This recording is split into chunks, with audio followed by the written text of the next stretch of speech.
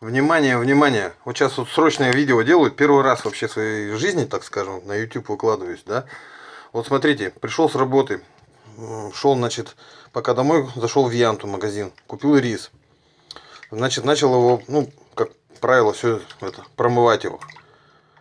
Так вот, уже где-то на 7-й промывке воды, да, смотрите, что получается. Вот что получается. Вот просто. Это как? Рис такой бывает вообще? Он пластиковый, блядь.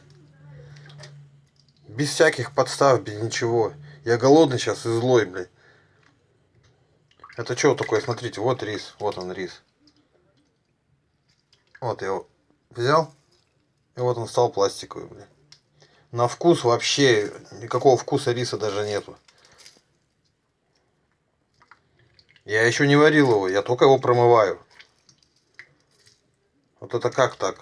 Такое бывает? Я должен сейчас свою семью кормить, что ли? Посмотрите, какая вода.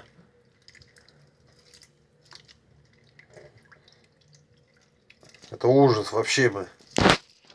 Ребята, будьте, пожалуйста, аккуратно. При покупке в магазинах риса оставляйте чеки у себя. Вот смотрите, что такое. Это ненормальность вообще, блин. Разве может быть рис после помывки вот так вот себя вести вообще? И вода, смотрите, как молоко. Если по-честному, где-то 12-я уже промывка водой, что я так мыл. Промывал прохладной водой. Все, спасибо всем за внимание. Будьте внимательны и сохраняйте чеки при покупке.